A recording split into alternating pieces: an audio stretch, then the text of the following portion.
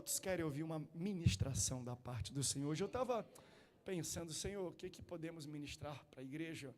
E eu quero falar um pouco sobre a importância, como é que se nasce uma igreja, quais são as características e a marca de uma igreja, e o que nós não podemos esquecer sobre o início dela. Então eu quero pedir encarecidamente que os irmãos abram suas Bíblias na epístola do apóstolo Paulo aos Efésios. Eu vou ler um versículo de Efésios, depois a gente pula para Apocalipse. Mas Efésios capítulo 1, versículo 15. Se você puder pegar a sua Bíblia. A única igreja que recebe tanto uma carta de Paulo, quanto uma carta de João, que na verdade é uma carta de Jesus. Jesus ditou e João escreveu. Então fala, a carta é de Jesus. Assim como são os evangelhos. Fala, o evangelho de Jesus, segundo escreveu João, segundo escreveu Lucas e por aí vai. Mas a única igreja que recebe carta destas, tanto de Paulo quanto de João, nas cartas do Apocalipse, as 7 igrejas da Ásia, é a igreja de Éfeso. A igreja de Éfeso, ela tem uma importância muito grande, primeiro porque é tão importante que ela teve que receber cartas de 2 grandes homens citadas na Bíblia e registrados na Bíblia. Eu quero me aprofundar um pouco para a gente entender que igreja era essa e quais são as semelhanças que essa igreja tem com a nossa igreja aqui. E as semelhanças são muitas. E nós podemos aprender com os nossos irmãos em Éfeso, assim como Deus quer falar com os irmãos aqui em Niterói. Então, Efésios capítulo 1, versículo 15, só esse versículo diz assim, ó: pelo que, ouvindo eu também a fé que há entre vós, no Senhor Jesus, e o vosso amor para com todos os santos. Deixa eu só explicar para vocês aqui, isso aqui é o apóstolo Paulo escrevendo a sua introdução a uma igreja que ele mesmo fundou. O apóstolo Paulo é o pastor Celso e o pastor Samuel desta igreja aqui. Ele funda essa igreja, ele inicia esta igreja, e depois de um tempo, outro pastor já está à frente dela, mas ele escreve uma carta daquilo que ele ouviu falar, das notícias que ele recebeu, dos relatórios que chegaram até ele. E quando ele vai escrever a sua introdução, ele coloca para mim 2 características que são as principais características, os fundamentos da igreja em Éfeso. E ele fala: estou ouvindo muito sobre a fé que há entre vós e o amor de vocês uns para com os outros. Quais são as 2 maiores características citadas pelo fundador dessa igreja? Fé e amor.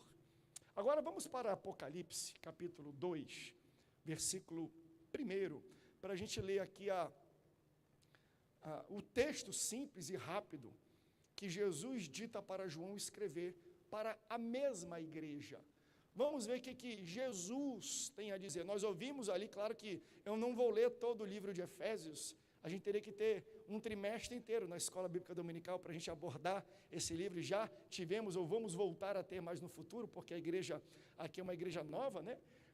Tinham cultos antes, mas formalmente nesse local iniciamos no fim de junho. Então, julho, agosto, setembro, outubro, 4 meses de igreja. Ela não completou 5 meses ainda nesse local. Ela está iniciando, ela está entendendo as suas identidades, ela está colocando os seus alicerces, e é muito a gente ter uma visão mais ampla sobre o que Jesus espera de uma igreja, para que a gente, desde a base, desde o fundamento, construa algo sólido, forte e profundo, para que o edifício da igreja cresça na estatura a qual Deus e o Jesus que morreu por ela espera que ela cresça.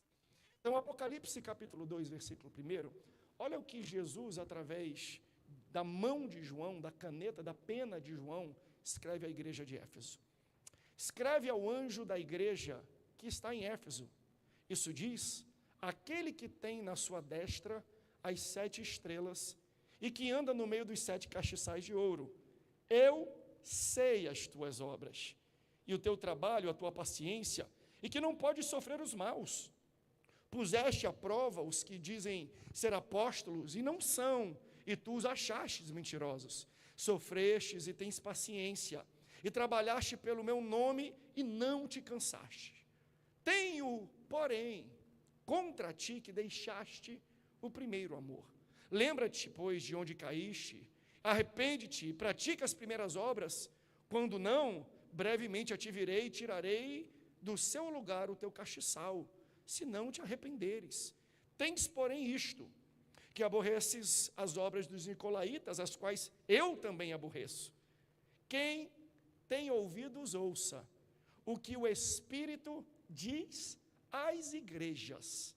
Ao que vencer, dar-lhe-ei de comer da árvore da vida, que está no meio do paraíso de Deus. Se você ama a palavra de Deus, diga: eu amo a Bíblia. Deixa eu começar de trás para frente aqui, pastor Samuel. Essa frase é muito conhecida, porque pregadores a citam, pastores a citam. Nós guardamos no coração. De tudo isso que eu li para você, o que você mais vai lembrar é o último versículo, o versículo 15, ou o versículo 7. Quem tem ouvidos, ouça o que o Espírito diz às igrejas. Eu acho interessante que aqui, Jesus, ao ditar esta carta para Paulo escrever, ele fala assim, não coloca no singular. Não é a igreja, é as igrejas. Se fosse a igreja, nós entenderíamos que esta carta, ela se limitava aos crentes de Éfeso, aos líderes, ao pastor, à igreja de Éfeso. Mas ao falar, citar as qualidades prioritariamente da igreja e depois alguns defeitos, dando o caminho da correção, Jesus fala, aquele que tem ouvido, ouça o que o Espírito diz às igrejas. Então, se ele fala às igrejas, essa carta, essa alerta, esse ensinamento e estes conselhos aqui, eles não se limitam a uma igreja. Não é apenas para a igreja de Éfeso, é para a igreja da catedral aqui em Niterói. Aquele que tem ouvidos, ouça o que o Espírito diz à catedral de Niterói. Porque quando ele fala às igrejas, ele está falando para todas as igrejas, em todo o território e em todo o tempo. Então ele faz uma descrição da igreja de Éfeso, mas essa descrição é uma prescrição para esta igreja. Às vezes o que nós vivemos não é aquilo que está descrito, mas ele prescreve, não faça isso para não viver o que eles viveram. Então, Jesus vai ditar essa carta e nós temos que abrir o nosso coração, porque hoje ele quer falar com esta igreja acerca daquilo que ele descreveu sobre a igreja de Éfeso. Só para você entender algumas similaridades, para a gente entender o peso dessa igreja, o contexto desta igreja, a importância dela para o local que ela estava inserida. A cidade de Éfeso era uma cidade muito importante, uma das mais importantes do Império Romano naquele tempo. Por quê, pastor? Primeiro, por causa da sua localização. Ela estava junto ao mar Egeu. Sabe que cidades que estão bem localizadas, elas são propensas a ter um crescimento econômico, a um desenvolvimento urbano e social mais rápido, pelo simples fato de estarem bem localizadas. Por estarem bem localizadas, se tornam rota comercial, rota de turismo, rota de transporte, muito parecido com uma cidade que você conhece bem e mora nela. Está bem numa baía de Guanabara. Todos os navios que vêm a Portal para trazer comércio, para trazer turistas. Eu estava vindo na ponte Rio-Niterói, quando eu vi ali, tinha um cruzeiro gigantesco. Todas as pessoas que vêm fazer turismo no Brasil, necessariamente param ou no Rio de Janeiro ou aqui na frente de Niterói. Por quê? Porque ela está muito bem localizada. E a localização desta cidade a fez ser desenvolvida como ela é. Se você, não sei se tem um professor aqui de geografia ou de história, mas eles vão atestar. As cidades que mais cresceram ou mais têm destaque, desempenho econômico e de infraestrutura, são cidades que estão junto a rios, a mares, a oceanos, porque a proximidade, a facilidade de acesso delas faz elas serem populosas, fazem elas serem procuradas como uma rota de comércio, uma rota de econômica, uma rota de turismo, uma rota de transporte. E naturalmente, por causa da boa localização, elas crescem. Um professor de história vai falar para você, o Império Egípcio, o Egito se tornou a potência que foi, porque no meio do Egito passava o segundo maior rio do planeta, Rio Nilo. O rio Nilo levava vida, levava peixe, levava suprimento, levava água para poder fazer irrigação. Facilitava no transporte, facilitava no saneamento, facilitava na higiene, facilitava em tudo. E porque ele tinha um rio gigantesco, aquela região poderia ser provida de água, de vida, e eles se tornaram o que se tornaram, porque estrategicamente tinha um rio extraordinário cortando no meio.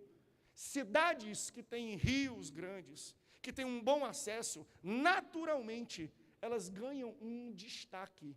O que para a gente, só abrindo um parêntese, se torna curioso a razão de por que todo mundo quer dominar, todo mundo quer invadir Jerusalém. Você já percebeu? Não tem rio que corta Jerusalém. Jerusalém não tem uma localização perto de um oceano onde todos têm acesso. Por que todo mundo, por que Jerusalém foi a cidade mais invadida, mais guerreada e mais lutada até o dia de hoje, se não tem um rio passando por ela, dando para ela uma importância econômica de acesso? É porque o rio que banha Jerusalém não é um rio físico, é um rio espiritual, é o rio da vida. É Jesus que está naquele local. Aleluia!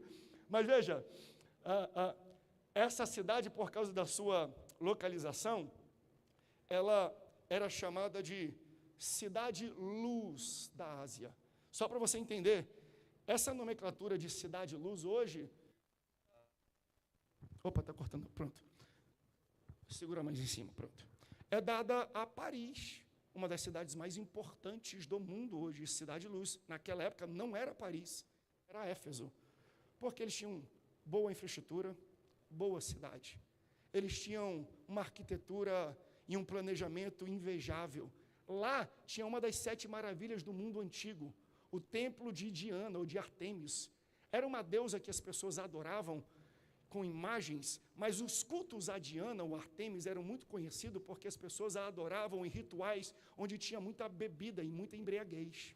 É por isso que mais na frente nós estamos estudando aos Coríntios, mas lá em Éfeso, se você for ler o livro de Éfeso, o apóstolo Paulo vai falar assim, olha como ele era bem contextualizado e como ele escrevia cartas que tocavam o coração das pessoas. Ele falava assim, ei, não vos embriagueis com vinho, onde há contenda, mas enchei-vos do Espírito Santo. Ele estava escrevendo para uma cidade que, por tradição, tinha um modo religioso de adorar através de festas com bebedeira.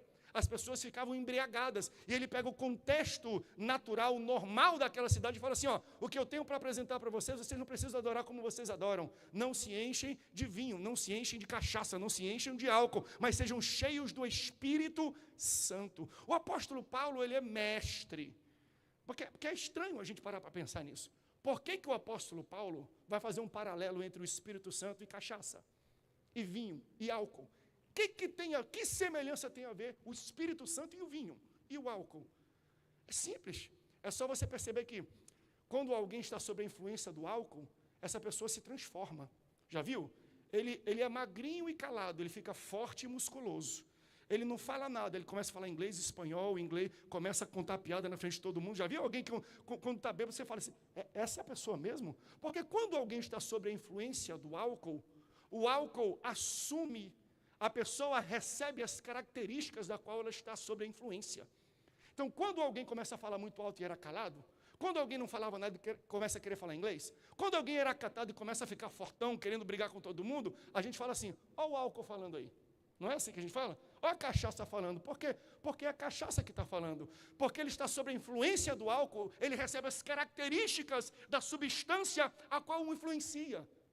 É por isso que o apóstolo Paulo vai falar, já que é para você estar sob a influência e receber a característica a qual você está influenciado, não se encha de cachaça, de vinho, de bebedeira, não se encha de álcool, mas seja cheio do Espírito Santo de Deus. Por quê? Porque quando eu estou cheio do Espírito Santo, eu falo como o Espírito Santo. Eu ando como o Espírito Santo. Eu não me comporto como uma cachaça, eu me comporto como o Espírito Santo. É por isso que às vezes nós pregamos aqui, a pessoa fala, pastor, parece que era o Espírito Santo falando comigo. Era, porque eu estou sob a influência do Espírito Santo que me enche. Então, quando eu falo aqui, não sou eu falando, é o Espírito Santo falando. Sabe as irmãs, quando você chega aqui, ela te abraça, te dá um sorriso, e você fala, parece que foi Deus que me abraçou, porque ela está cheia de Deus. Então, Deus está falando e sorrindo através da vida dela. Meus irmãos, não vos embriagueis com vinho, mas sejam cheios do Espírito Santo. Ele vai escrever isso. a uma cidade que tem um templo como umas 7 maravilhas. Uma cidade cosmopolita, mas uma cidade muito idólatra.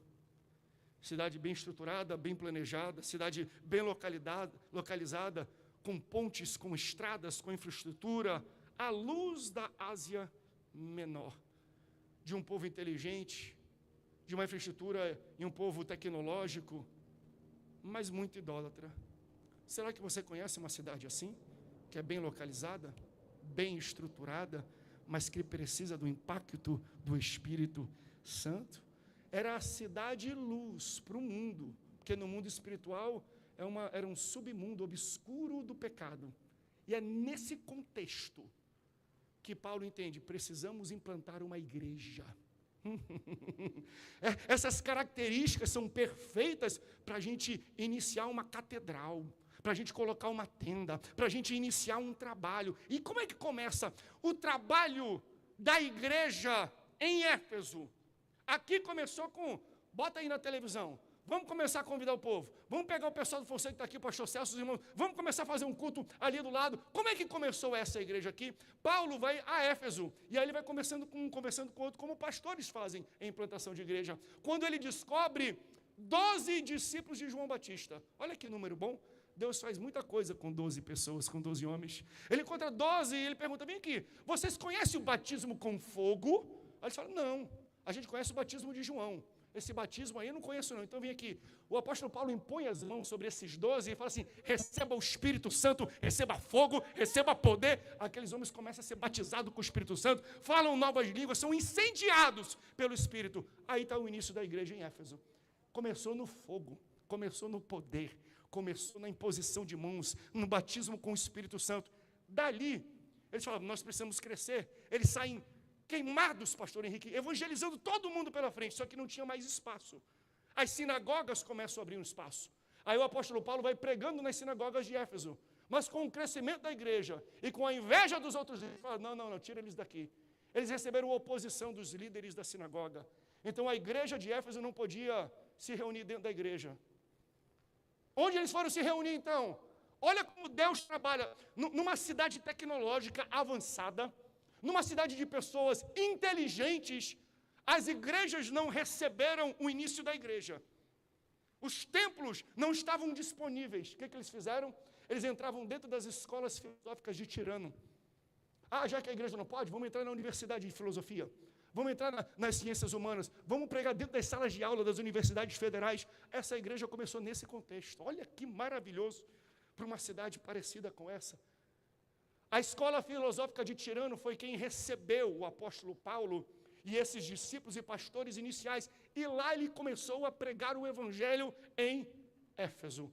O poder de Deus era tão grande nesse local, você pode ver depois lá em Atos, capítulo 19, que vai citar um pouco da história dessa igreja, que os lenços e aventais de Paulo curavam as pessoas no meio da rua. Você entende uma igreja que estava vivendo um avivamento extraordinário e finalmente a cidade luz estava conhecendo a verdadeira luz, que é a luz do evangelho. Lâmpada para os meus pés é a tua palavra, Senhor, e luz para os meus caminhos. E eles iam pregando e trazendo a verdadeira luz para a cidade luz.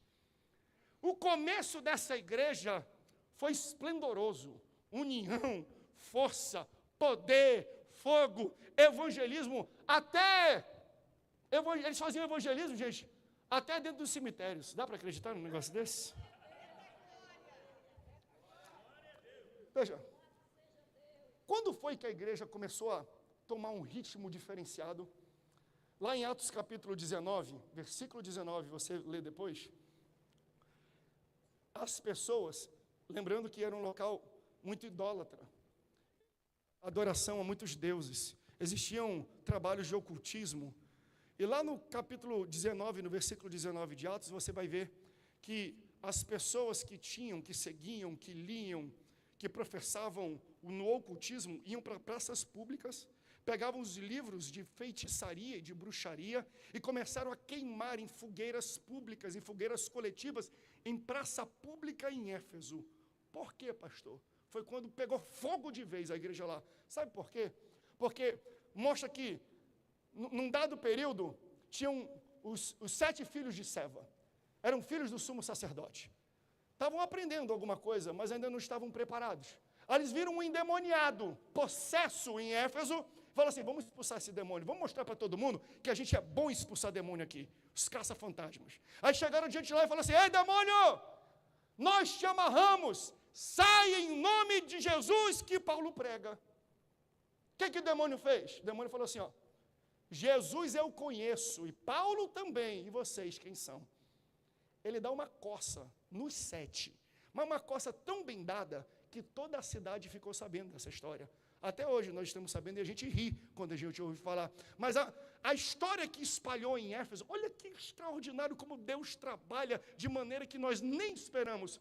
A história que mais chegou ao ouvido das pessoas não foram que os filhos de Seva apanharam de um endemoniado. Mas sabe por que eles foram em praça pública queimar os livros de ocultismo, de bruxaria? Porque eles estavam conversando sobre essa ocasião, mas um falou, rapaz, eu estava lá. Só que antes dele bater, sabe o que o demônio falou? Que conhecia Jesus e sabia quem Paulo era. E porque um endemoniado testemunhou o poder e a autoridade de Paulo e de Jesus, a igreja cresceu como nunca antes. Porque quando não tem crente para testemunhar, Deus usa até endemoniado para falar do poder e da glória dele. Todo mundo fala assim, rapaz, esse cara é respeitado, essa igreja. Por quê? O demônio falou que conhece ele. Um endemoniado falou de Jesus dele. Quem é esse camarada? E quando foram saber quem era Paulo, viram o poder e a autoridade do Espírito Santo na vida de Paulo. Falaram, eu vou jogar fora a minha religião, eu vou queimar tudo aquilo que eu conhecia, o ocultismo, a bruxaria, e eu vou seguir esse Jesus, porque até os demônios conhecem o poder e a autoridade dele. Aleluia. E aí vai crescendo, aí tomou uma proporção como nunca antes, a ponto de mexer com a economia local. Eu estou pastoreando uma cidade chamada São José dos Campos. Nós estamos a 40 minutos da cidade de Aparecida. É um dos grandes redutos de turismo religioso, se assim eu posso dizer. É uma cidade que ela subsiste dependendo da arquidiocese que existe de Aparecida. É um negócio colossal. Todos os hotéis é para hospedar romeiros, todos os restaurantes é para alimentar romeiros, todo o transporte de moto, de táxi, de carro, de ônibus, é para transportar pessoas que vêm para o turismo, que chamamos de turismo religioso, pessoas que vêm professar a sua fé. Existe todo um ecossistema que depende de uma religião. Em Éfeso era a mesma coisa. Tinha o templo de Diana, uma das 7 maravilhas do mundo antigo. Tudo subsistia, a economia subsistia por causa daquele templo. Aí a igreja de Jesus começa a crescer, os lenços curam, a sombra cura, o vental cura, o demônio conhece, cresce tanto que o artesão, tem um artesão chamado Demétrio, ele reúne uns empresários e fala, vem aqui, as minhas vendas estão caindo, como é que está a hospedagem no teu hotel? Vem aqui, a alimentação, como é que está aí? Porque eu estou perdendo dinheiro, está todo mundo se convertendo, está todo mundo indo para esse Jesus, essa mensagem de Paulo, está todo mundo indo para lá, está caindo o dinheiro aqui, você entende isso? Onde a igreja chega, o inferno vai falir, onde a igreja chega, o inferno vai parar, onde a igreja chega, eles vão sentir, mas veja, enquanto ele pregava, enquanto demônios reconheciam, enquanto pessoas queimavam livro em praça pública, estava tudo bem, quando tocou no bolso, opa! É interessante isso. Você sabia que Deus não compete com o diabo para ter o seu coração? A competição de Deus não é com o diabo, é com dinheiro. É com mamon. Tocou no bolso dos camaradas e falou assim, vamos parar esse Paulo, vamos prender esse Paulo, vamos perseguir esse Paulo. Aí a perseguição se levanta como nunca. No auge da perseguição, Paulo fala assim, eu tenho que sair de Éfeso, senão vão me matar aqui nesse lugar. Aí ele vai para Jerusalém. Em Jerusalém ele é preso e é levado a Roma. Aí de Roma ele escreve uma epístola, uma carta, que nós hoje chamamos de Carta aos Efésios. Ele fica 3 anos em Éfeso. E eles experimentam esse avivamento aqui, que eu resumi rapidamente para você. E na introdução, preso em Roma, ele fala assim, ei, eu estou ouvindo as notícias daquilo que Deus está fazendo aí. E olha, eu louvo a Deus, primeiro, pela fé de vocês ao Senhor Jesus. E segundo, pelo amor que vocês têm uns aos outros. Depois de Paulo sair da igreja de Éfeso, quem assume é Timóteo. E depois de Timóteo, quem assume é João. Por isso que eu li em Apocalipse, porque em Apocalipse é João que vem depois de Timóteo, que sucede Timóteo na mesma igreja que Paulo funda, que vai escrever uma carta ditada por Jesus. Aí Jesus fala assim: João, pega a pena aí, pega o tinteiro, começa a escrever. Eu quero falar com 7 igrejas. Eu vou falar e ministrar para 7 igrejas na Ásia. Escreve aí: ao anjo da igreja que está em Éfeso. Minha pergunta é, e eu acabei de explicar para você, quem era? Anjo da igreja aqui é pastor. Quem era o anjo da igreja em Éfeso? Quem era? Não é pegadinha não, pode responder. O próprio João. João, ele correu, estava na ilha de Patmos quando escreveu isso aqui, mas ele era o pastor ainda da igreja. Então ele fala assim: João, eu quero falar com 7 igrejas.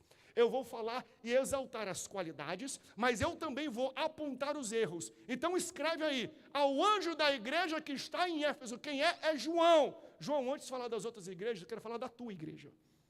Antes de ficar falando dos outros ministérios, olha para o teu ministério. Antes de falar da fé dos outros crentes, olha para a tua fé. Antes de querer falar da conduta de outras pessoas, olha para a tua conduta. Jesus está falando para ele, antes de querer falar dos outros, olhar para o lado, olhar para cima, olhar para baixo, olhe para dentro. Você precisa tratar algumas coisas dentro de você. Eu não vou falar das outras igrejas primeiro. Eu vou começar a tratar a igreja a qual você é o pastor. Aleluia. O que ele está falando é, remetendo aquilo que o apóstolo Paulo nos ensina aos coríntios, que nós celebramos aqui de manhã, a Santa Ceia. Examine-se, pois, o homem a si mesmo. A gente tem que parar com aquela coisa. Tem gente que, pastor, você viu o que foi? Fulano não estava tomando Santa Ceia. Eu falei, e tu não merecia não também. Por quê? Porque a Bíblia não manda tu examinar a vida dele. Examine-se um homem a si mesmo. Se tu está examinando muito ele, eu acho que tu não tem condição também não. Tu fala, pastor, eu posso ceiar? Eu falo, não sei. Ei, não é o pastor que determina quem tem que ceiar, não. Não é examine o pastor aos crentes, não. Examine-se, pois, o homem a si mesmo. Porque se ele toma e bebe sem discernimento, ele toma juízo para si. Não é momento do pastor olhar para a vida do crente, é momento do pastor olhar para a sua vida. Ei, João, ao anjo da igreja escreve: eu quero tratar a tua vida e a tua liderança, tu é o pastor dessa igreja, e eu preciso falar algumas coisas com você cerca dessa igreja. Então, aquilo que o apóstolo Paulo nos ensina na carta aos Coríntios de examinar, Jesus nos empurra a fazer na sua carta à igreja de Éfeso em Apocalipse. Examine-se primeiro, olhe para dentro primeiro, faça um autoexame. Entenda, existem 2 tipos de exame: biópsia e necrópsia. Bio, vida; necro, morte; ópsia, exame. Um exame você faz em vida, o outro você faz quando está morto. Necrópsia, alguém tem que fazer em você, porque um morto não faz autoexame. Mas quantas necrópsias poderiam ser evitadas se antes a gente fizesse uma biópsia? Quantas coisas na nossa vida se foram, morreram, se acabaram, porque enquanto era vida, enquanto ainda doía, enquanto ainda dava para fazer, a gente, ao invés de examinar a nossa vida, ficava falando do Chiquinho, da Joaninha, do Joãozinho. Meu irmão, é o momento da igreja olhar para dentro, olhar para si, é um autoexame. Faça uma biópsia da sua vida, para de olhar para o irmão do lado. Biópsia, pastor, tem muita coisa ruim. Que bom, você ainda está vivo. Então trate daquilo que está ruim. É exatamente aquilo que Jesus está fazendo com João. João, eu vou fazer um raio-x. Eu vou fazer aqui uma biópsia. Tem coisa errada, mas ainda tem vida. Enquanto é vida, enquanto está em pé, enquanto está respirando, dá para você trazer vigor, dá para você trazer saúde, energia, enquanto está vivo. Então, irmãos, faça uma biópsia do seu comportamento. Senão o diabo vai fazer uma necrópsia do seu caráter. Está na hora da gente olhar para nós, falarmos: Senhor, o que tem de errado dentro de mim? Não é do irmão do lado, é dentro de mim. Sabe aquilo que, eu não sou muito disso de olha para o irmão do lado, olha para cá, porque geralmente, quando a gente fala olha para o irmão do lado, a gente tem uma mensagem para o irmão, mas eu vou fazer isso: olha para o irmão do lado e fala assim: a mudança começa em mim. Fala para ele. Tu não está levando uma mensagem para ele não. Fala, é comigo o negócio. Eu não estou trazendo uma mensagem para você. Eu só quero que você saiba que eu vou começar a parar de olhar para você. E eu vou olhar para a minha vida. Está na hora da igreja fazer uma biópsia. Jesus empurra essa igreja, que tem características muito parecidas com Niterói. Bem localizada, avançada, pessoas inteligentes. Vamos começar? Vamos começar a olhar então para a catedral. O que nós precisamos consertar? O que nós precisamos fazer na nossa vida? Então, aqui, Paulo indica aos coríntios fazer na Santa Ceia, João nos indica fazer em Apocalipse. Examine-se, pois, o homem, a igreja, faça uma biópsia. E olha que curioso, Jesus vai fazendo então a biópsia. Passei a ressonância aqui, o raio-x. Qual é a repreensão que de Éfeso recebe? Jesus fala, olha, vocês deixaram o primeiro amor. Mas antes de falar do que tem de ruim, Jesus exalta as qualidades. Jesus fala, olha, parabéns, vocês repreendem aqueles que vêm pregar, porque eles estavam recebendo muito pregador, trazendo, que se chamava, autodenominava apóstolo, e estava trazendo pregações, doutrinas, que nada tinham a ver com o evangelho. Ele falou, parabéns, porque vocês, ao ouvir, não receberam e repreenderam, e por causa disso eles foram embora. Vocês resistiram a esse tipo de modismo, a esse tipo de modinha, a esse tipo de pregação, a esse tipo de nova doutrina, e porque vocês resistiram, vocês foram embora. É uma igreja sedenta pela palavra. Olha que Jesus começa a falar, eu não vou falar mal primeiro, porque é extraordinário isso. Eu, quando prego aqui, eu estou olhando, pelo menos na primeira e na segunda fila, eu dou glória a Deus e louvo a Deus, porque todo mundo nessas filas está com uma Bíblia na mão. Um pregador como eu, um pastor como eu, quando vê que tem gente com Bíblia aberta, eu falo assim, vou apertar o prego até embaixo. Por quê? Porque tem Bíblia aqui nesse local. Dá para a gente pregar a verdade. E quando nós pregamos a verdade aqui, meus irmãos e pastores, eu digo isso até para mim. Você vai ouvir o que o pastor André disse com esse ouvido, aí você abre a Bíblia e vê o que o Espírito Santo, através da palavra, fala nesse ouvido. E bate. Será que bate? Será que está junto? Será que dá certo? Se não dá certo, rejeita. Ele fala assim, eu gosto dessa igreja. Uma igreja que tem Bíblia. Não é qualquer um que prega que vocês aceitam, não. Não é qualquer palavra, não é qualquer oba-oba que você dá glória a Deus e aleluia. Não é qualquer avivalista que faz você ficar em pé e dar um glória a Deus. Não, não. Tem que ter palavra. Ah, mas quando ele prega, a igreja vira, mas nem tudo que vira é vivo. Nem tudo que soa bem é são. E é uma igreja que entende isso e fala, não, vocês resistiram. Vocês seguraram, eles foram embora. Parabéns, vocês são top de Bíblia. Porém, vocês esqueceram o primeiro amor. Olha que interessante. A correção que Jesus dá a esta igreja vai de encontro um pilar dela. Lembra quais foram as duas características que o fundador dessa igreja escreveu sobre ela? O apóstolo Paulo escreveu, meus irmãos, que bom. Eu estou vendo a fé que vocês têm no Senhor e o amor. O fundamento dessa igreja, ela foi construída em cima do amor. Aí Jesus fala, vocês esqueceram o primeiro amor. Mas ele não fala para qualquer um, ele fala para João. João é conhecido como o apóstolo do amor. Filhinhos, amai-vos uns aos outros. Filhinhos, amai-vos uns aos outros. Então, uma igreja que foi fundamentada no amor e é pastoreada por um pastor que tem como característica o amor, deixou o primeiro amor. Jesus se preocupa quando o que nós deixamos para trás é aquilo que era para ser de primeiro na igreja. Amor era a essência desta igreja. É o fundamento desta igreja. Jesus se preocupa quando nós deixamos para trás os pilares fundamentais de uma igreja. E nessa noite ele está nos lembrando, ei, não esqueçam dos pilares fundamentais a qual essa igreja foi construída. E eu não estou falando da construção física, não. Estou falando, às vezes, até de uma denominação, Assembleia de Deus. Qual é a pregação? De Daniel Berg e Gunabing, em 113 anos. Jesus Cristo cura, salva, batiza com o Espírito Santo, em breve voltará. Se em algum púlpito nosso você vê que ninguém está pregando mais isso, é porque deixaram o primeiro amor. Voltemos a cantar, a ministrar, a ensinar, a louvar, a pregar que Jesus Cristo cura, que Jesus Cristo salva, que Ele batiza com o Espírito Santo e que Ele em breve voltará. Uma igreja avivada, cheia, porque é a nossa marca. Tem pentecostal, é a nossa marca. Se o diabo calar a boca dessa igreja, ele tira o poder dela. O nosso poder está no poder do Espírito Santo, da dunamis, do avivamento, do glória a Deus, do aleluia. Uma igreja barulhenta. Isso é uma característica. Não podemos perder a característica que é essencial da nossa igreja. Jesus Cristo salva, cura e batiza com Espírito Santo. Quando tu é batizado com o Espírito Santo, é glória a Deus, aleluia, é língua estranha, é barulho. Isso aqui é uma característica. Então você entende? A mudança começa por mim. Não adianta ficar falando mal. Eu vi um pastor, Eliseu Rodrigues, hoje eu até repostei na internet. Uma pregação dele, ele fala assim no final da pregação: ei, se você fica aí só reclamando dos problemas da igreja, você já se tornou o maior problema dela.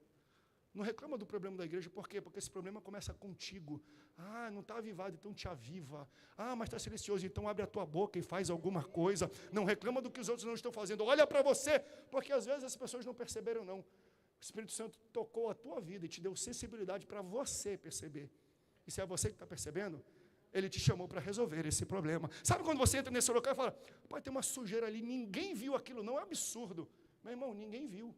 Foi você. E se você viu, foi o Espírito Santo que te conduziu a ver.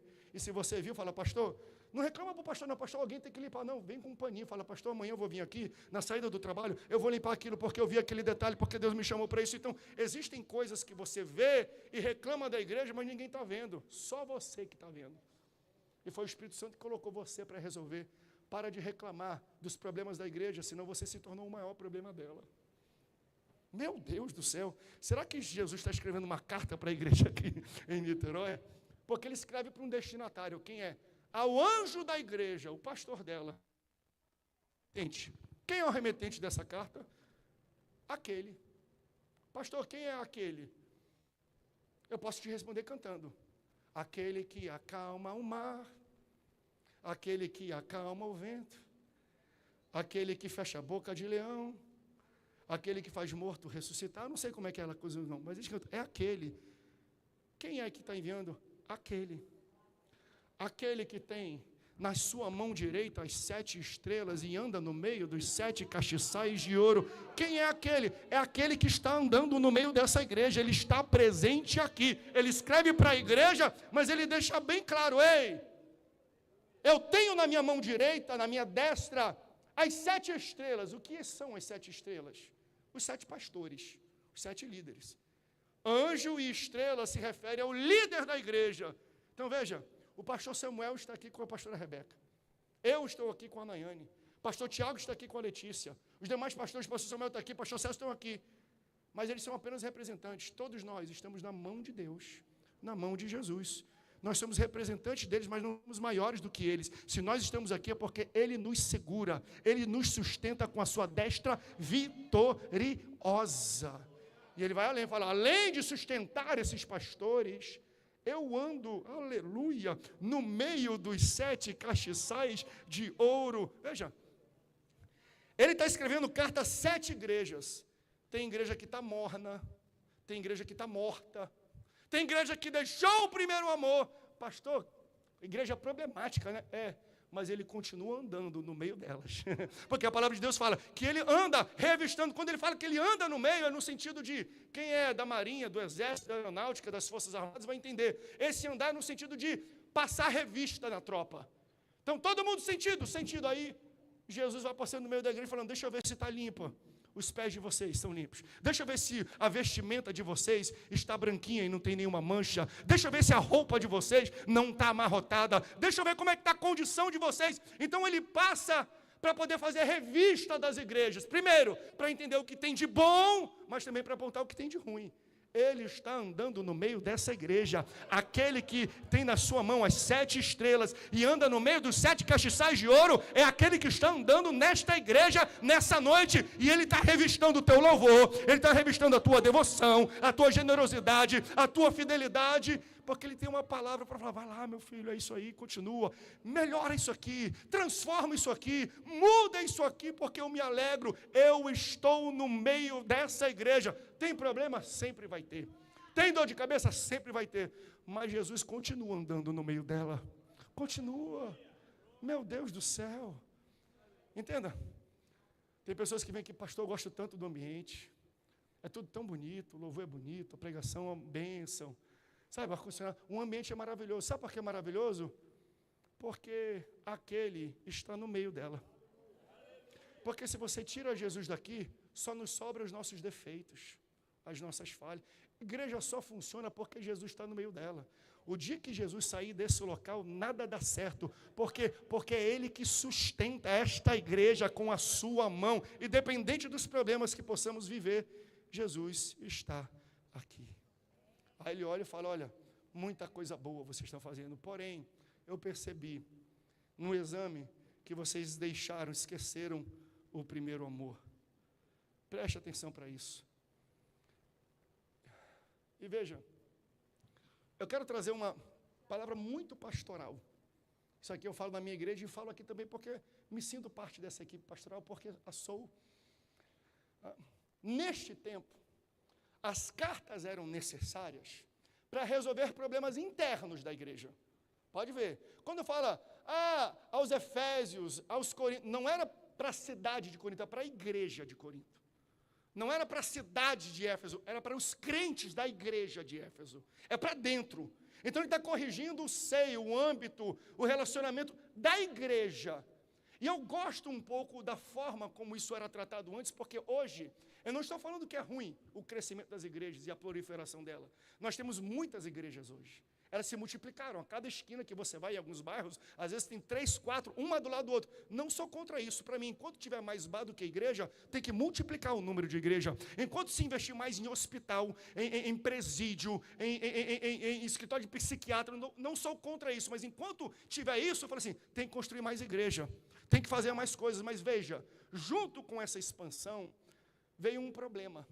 Porque antes, quando a igreja tinha um problema, o apóstolo Paulo escrevia uma carta, João escrevia uma carta, Jesus ditava uma carta, eles mandavam, resolvam esse problema. Só para você entender um contexto, tem como colocar o mapa que eu pedi aqui na tela para mim, por favor? Você vai ver o mapa das 7 igrejas da Ásia, a qual Jesus ditou e João escreveu. Pronto. Nós estamos falando da igreja de Éfeso, que está bem aqui. Parece uma EBD hoje, né? Glória a Deus, por isso eu gosto de ensino da palavra de Deus.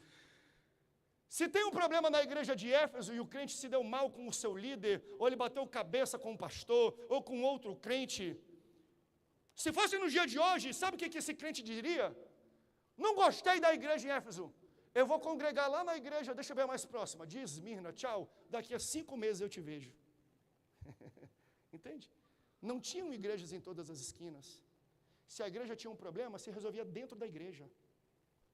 Não tinha opção, não, eu vou para outro ministério, eu vou para outra igreja. E veja, nós estamos recebendo pessoas. Eu não estou falando que é errado, porque às vezes você está num ambiente a qual você foi deslocado, ou a qual você entendeu que era tóxico, ou Deus demonstrou que não é o tempo.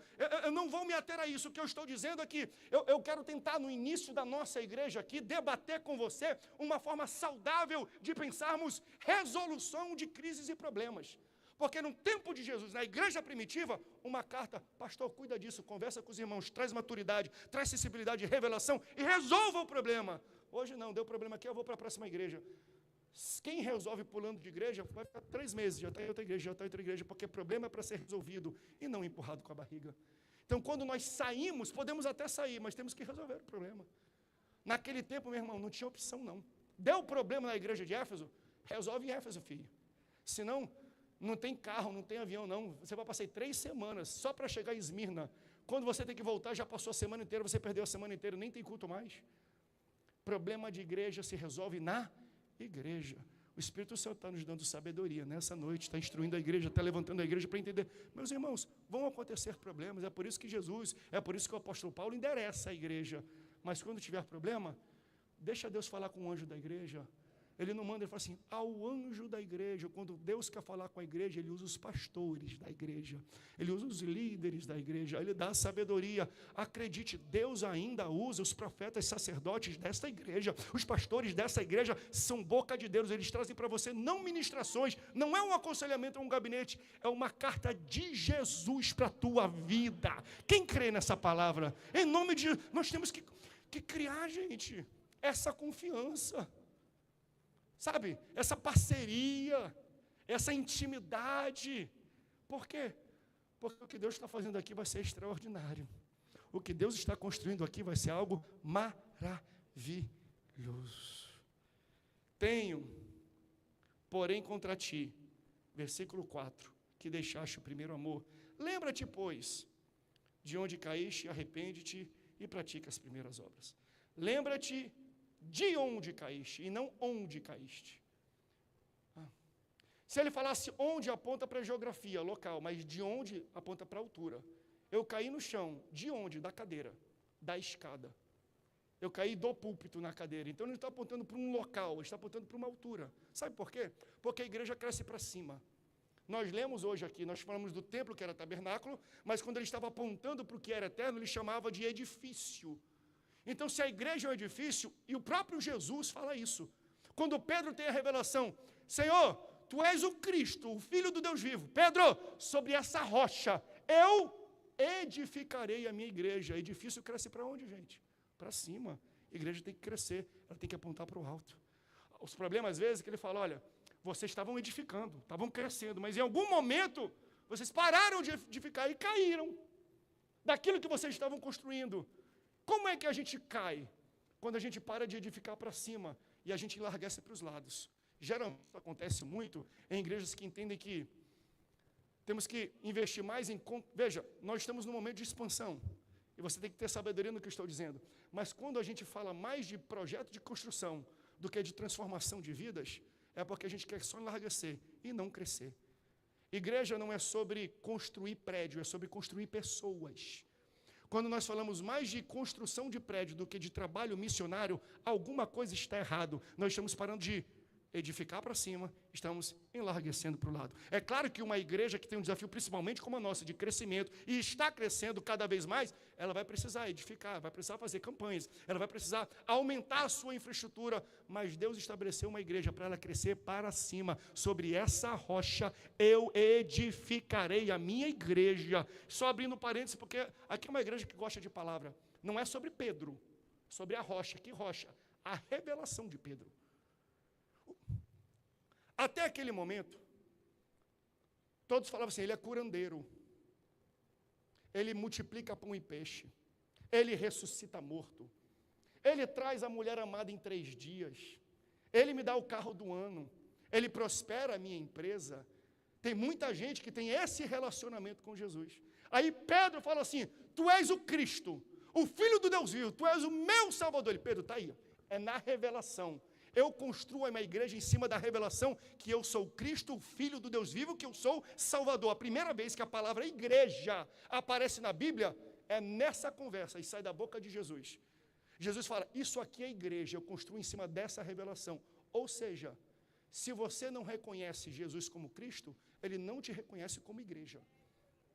Jesus só chama de igreja quem o chama de Cristo. Jesus só reconhece como igreja quem fala, tu és o Filho de Deus, tu és o meu Salvador. Então se você vem para um Jesus que dá dinheiro, que dá saúde, que traz a pessoa amada, que cura e vai embora, Ele não vai te reconhecer como igreja. Você conhece como curandeiro e Ele te conhece como alguém que cura. Mas se você reconhece Ele como Cristo, o Filho do Deus vivo, o Salvador, Ele fala, tá aí, essa é a rocha, você é a minha igreja. Então, antes dele te chamar de igreja, você tem que chamar ele de Cristo, de Filho de Deus, de Salvador. Quem é aqui que chama ele de Salvador? Só quando ele é teu Salvador que você é a igreja dele. Aleluia, aleluia. Então ele falou assim, lembra-te de onde caíste. Vocês estão enlarguecendo muito, crescendo muito, às vezes, porque nós entramos no ativismo de tanto trabalho para Deus e não com Deus. Pode tocar bem baixinho aqui, eu já vou aterrissar esse avião aqui. Eu falo de aterrissar avião sempre, né, gente? Porque, assim como Paulo contextualizava lá com, não vos embriagueis com vinho, porque assim era lá, eu estou na cidade da Embraer. Metade da igreja trabalha na Embraer, lá, São Pessoal, e fala assim, deixa eu aterrissar esse avião, o pessoal já sabe, pastor, está acabando o culto já. Atenção, passageiros. Bote o seu recline, prepara que você vai dar um glória a Deus, aleluia, começa a entrar, sai um pouco do sono aqui, não sei se você está dormindo, mas começa, eu vou ligar a luz aqui, eu vou mexer um pouco o avião, porque eu já estou aterrissando este avião. Às vezes a gente se perde muito, investindo tempo para Deus, e não nos sobra para ter tempo com Deus. Crentes, pastores e líderes. Uma coisa é eu ler a Bíblia para preparar uma mensagem. Isso é leitura para ter tempo para Deus. Outra coisa é eu ler a Bíblia para ser crente. Tem muita gente que a única leitura dela, pastor, pregador, é para ele pregar. Isso não é comunhão, isso é serviço. Quem você é? Marta ou Maria? Você é aquela que está nos pés, tendo comunhão, ou está trabalhando para Ele? Você vem aqui para ter ativismo para Deus ou relacionamento com Ele? E às vezes, o nosso ativismo nos rouba o relacionamento. Porque só nos sobra tempo para ler a Bíblia, para preparar a mensagem. A gente ora aqui antes do culto, Senhor, me usa para pregar. E a gente para de orar em casa. Fala, Senhor, me faz um homem melhor. Tempo para Deus é uma coisa. Tempo com Deus é outra coisa. Tempo para Deus aponta para o serviço. Tempo com Deus é para quem quer ser crente. Então não leia a Bíblia só para pregar. Leia a Bíblia para ser crente. Não ore só para Deus te usar quando você for ministrar ou cantar. Ore para você ser crente. Está faltando a gente ter tempo com Deus. E às vezes a gente cai. A gente tem que lembrar por quê? Porque eu tinha que pregar todo dia e eu parei de ter relacionamento contigo por causa do serviço a ti. Eu deixei de ser um filho e me tornei um trabalhador. Eu fiz o contrário, lembra? Não chamo vocês mais de servos, porque um servo não sabe o que o seu senhor faz. Mas agora eu chamo vocês de amigos. Aí eu fiz o inverso. Eu só estou servindo ele e não estou tendo amizade com ele. Ei, você é amigo, filho de Deus. Para de querer só ser empregado e servo dele. Não leia a Bíblia apenas para servir na obra de Deus. Leia a Bíblia para você ser crente, você é amigo de Deus. Aí ele fala aqui. Volte para o início. Volte para aquilo que era a sua fundação. Não esqueça do projeto inicial por causa das novas ideias mirabolantes. Qual é a essência de uma igreja, de um relacionamento? A nossa está no início. Então, não venho aqui para alertar, para exortar a igreja. Venho aqui para abrir o olho dela. Não esqueçamos a razão pela qual nós estamos aqui. Para adorar a Deus. Manter comunhão. É a missão da nossa igreja. O pastor Samuel fala de vez em quando aqui, eu imagino, principalmente na Santa Ceia. Mas a nossa missão é adorar a Deus, manter comunhão com os irmãos, evangelizar os povos, discipular os salvos, vigiar e orar até Jesus voltar. Se você é novo membro, todo mundo é novo membro, né? 4 meses de igreja. Depois vai passar isso para você, guarde isso no seu coração. Quais são os fundamentos dessa igreja? A mensagem dela é Jesus cura, salva, batiza com o Espírito Santo e em breve voltará. Mas qual é a missão dela? Adorar a Deus, manter comunhão com os irmãos, evangelizar os povos, discipular os salvos, vigiar e orar até Jesus voltar. Na palma da sua mão você vai entender aquilo. Tudo que a gente for fazer tem que apontar para essas 5 coisas. Se está fora disso, não faça. A coisa mais libertadora para uma igreja é falar não. Por quê? Porque está fora da missão que Deus nos deu. Mas a outra igreja está fazendo, então está dentro da missão deles e não da nossa. A nossa igreja é adorar a Deus, manter comunhão com os irmãos. Se está fora disso, nós não fazemos. Essa é a missão na nossa igreja. É muito claro. Não vamos perder o foco. Porque o diabo, quando não consegue nos segurar, ele nos distrai. Aí ele bota tanta oportunidade. E a gente faz tanta coisa que a gente não faz o básico. Amor. Qual é o básico dessa igreja? Fé e amor. Mas vocês esqueceram o primeiro amor. Lembre de onde vocês caíram. Retornem. Melhorem. Peça perdão. Volte às práticas antigas. E aqui não falo de usos e costumes, estou falando de essência de igreja. Volte ao primeiro amor. Para que eu não tire o castiçal de vocês. O nosso castiçal está no local. Aquele está andando entre ele e está revistando a nossa igreja. Que possamos fazer uma biópsia, um autoexame, parar de olhar para o lado, começar a olhar para dentro e falar: Senhor, me transforma, me muda, me molda, me melhora, me torna um melhor pai e esposo, um melhor pastor, um melhor crente, me torna um melhor servo da tua casa, um melhor amigo, um melhor companheiro, um melhor cooperador, um melhor homem, me torna uma pessoa com caráter mais ilibado, bota brasas vivas sobre a minha cabeça, na minha língua, na minha boca, Senhor, me usa dentro daquilo que tu me chamou para fazer. Quero voltar ao início de tudo.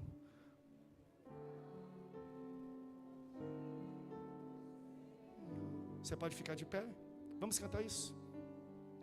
Quero rever meus conceitos e valores. Eu quero reconstruir. Tem alguém que pode dizer isso para o Senhor?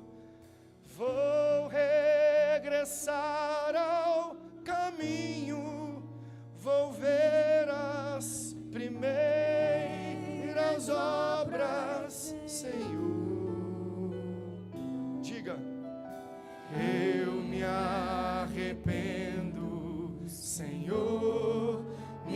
arrependo, Senhor. Me arrependo, Senhor. Eu quero voltar ao primeiro amor, Ao primeiro amor, eu quero voltar a Deus. eu quero voltar. Ao primeiro amor, ao primeiro amor, eu quero voltar a Deus. Fecha o olho, igreja. Entre nós, há alguém que foi tocado, não pelas minhas palavras, mas pelo Espírito que ministrava ao teu coração a mudança que era necessária. Talvez você entrou aqui essa noite, essa tarde, começo de noite, e você nunca tomou a decisão de aceitar a Jesus como seu Salvador. Hoje Ele te convida, Ele fala, vem aqui. Porque eu falei de voltar ao primeiro amor de alguém que esqueceu, mas talvez você nunca teve. Eu quero que você experimente o amor que eu tenho por você. Eu quero te pegar pelas mãos, eu quero te guiar, eu quero te dar revelação, eu quero te ajudar, te confortar, te dar sabedoria, eu quero transformar a tua vida. O Espírito Santo de Deus está aqui. Aquele que anda no meio da igreja está aqui. Ele fala, eu não quero só andar no meio da igreja, eu quero andar dentro da tua casa, do teu apartamento. Eu quero voltar contigo para a tua casa, eu quero entrar no teu carro, no ônibus, a pé. Eu quero ir teu companheiro, eu quero te ajudar no teu dia a dia. Me aceita, me leva de volta para a tua casa. Vai ser uma alegria entrar na tua vida e transformar tudo aquilo que você viveu até hoje. Para isso você precisa aceitar a Jesus como seu Salvador. Ele já morreu por você. Basta você confessar com a boca e crer com o coração que Ele morreu e ressuscitou por você. Esse amor foi por você. E se você recebe esse sacrifício e entrega a sua vida, você receberá o selo do Espírito Santo, como eu ministrei aqui na manhã. Você aceita Jesus. Entre nós, há alguém que quer aceitar Jesus? Se tem, levante a sua mão, que eu quero orar aqui. Antes de nós terminarmos esse culto, o Espírito Santo está ministrando ao teu coração. Não vou me alongar, não vou colocar uma música emocional para tocar. Não. Isso aqui é uma decisão racional, espiritual. Se você quer aceitar a Jesus hoje e receber o Espírito Santo na tua vida, eu vou pedir que você levante a sua mão bem alto, para que eu possa te identificar e orar por você daqui. E segundo convite, se você estava afastado dos caminhos do Senhor, fora da comunhão do corpo de Cristo, você deixou o primeiro amor, você caiu por alguma razão, teve algum tipo de trauma, seja na família, no ministério, na casa, eu não sei. Ele está falando assim, volta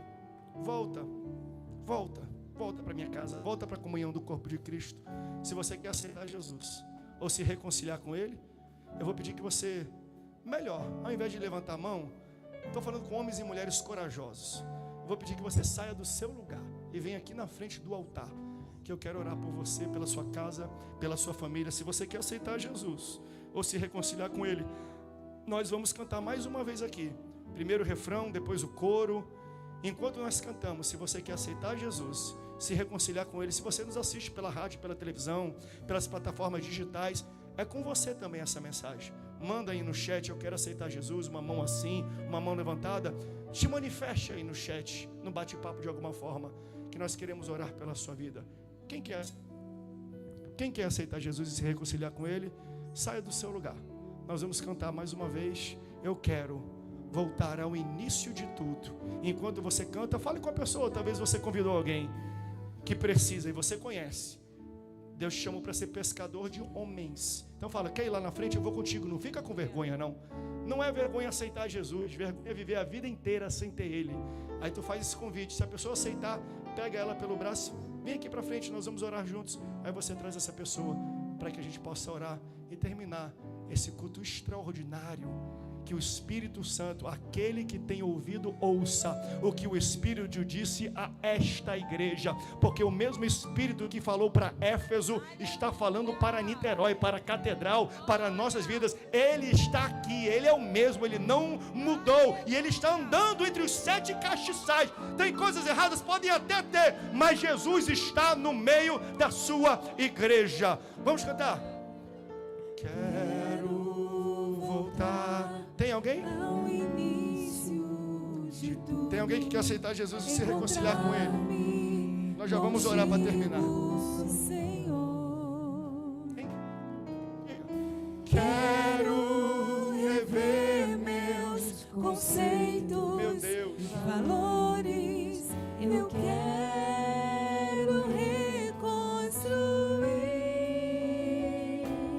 Vou regressar ao caminho, vou ver as primeiras obras, Senhor. eu Me arrependo, Senhor, me arrependo, Senhor, me arrependo, Senhor. voltar.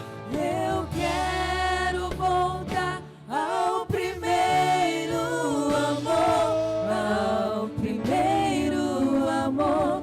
Eu quero voltar a Deus. Eu quero voltar ao primeiro amor, ao primeiro amor. Eu quero voltar a Deus. Bem, se ninguém veio à frente, eu acredito que estamos entre salvos. Que Deus abençoe a sua vida. Que Deus abençoe a sua casa. Que Deus abençoe a sua semana. Que seja uma semana de portas abertas. Uma semana de respostas. Uma semana de novas oportunidades. O telefone vai tocar. Vai chegar um e-mail, um WhatsApp com uma boa notícia de Deus para a tua vida. E você vai testemunhar que o inferno perdeu mais uma vez. Senhor, eu quero orar pela tua igreja. Nos forja. Que o Espírito que falou às 7 igrejas da Ásia continuamente fale aos nossos corações, nos alertando dos perigos de caminhos, de conversas, de condutas, mas também nos reafirmando, Senhor, naquilo que Tu entendes, que estamos no caminho certo, Senhor. Que possamos sempre ser sensíveis. Fala ao coração dos anjos da igreja, aos líderes de departamento, aos diáconos, aos presbíteros, aos evangelistas, aos profetas, Senhor, aos apóstolos, aos mestres, aos pastores dessa casa, Senhor. Nos usa de uma forma sobrenatural, que possamos, Senhor, ser encontrados em Ti com alegria, com vigor, que Tu possas olhar para nós aqui na catedral e falar assim: como eu aprecio a fé que há em vocês, como eu gosto de ver o amor que existe uns pelos outros, Senhor. Como eu quero ouvir, Senhor, sentir no meu coração, estou falando do local onde eu estou servindo. Vocês resistem aos pregadores que pregam besteira, às novidades que não vêm agregar à minha igreja. Vocês não são levados com qualquer modismo, não. Vocês são aquelas que pegam o que é ouvido no ouvido e comparam com aquilo que está na Bíblia, Senhor. Constrói uma igreja sólida, madura, uma igreja, Senhor, mais do que um reavivamento, produz um reabibliamento no nosso meio, Senhor. Nos faz ser firmes na Tua palavra, que é inabelável. Céus e terra passarão, mas as Tuas palavras não hão de passar. Que nela, Senhor, podemos firmar essa estaca, essa nossa fé. Porque em cima desta revelação, que Tu edifica a nossa igreja, que possamos ser encontrados construindo algo para cima, que Te alcance, que chegue perto de Ti e que exalte o Teu poderoso nome. No nome precioso do Senhor Jesus.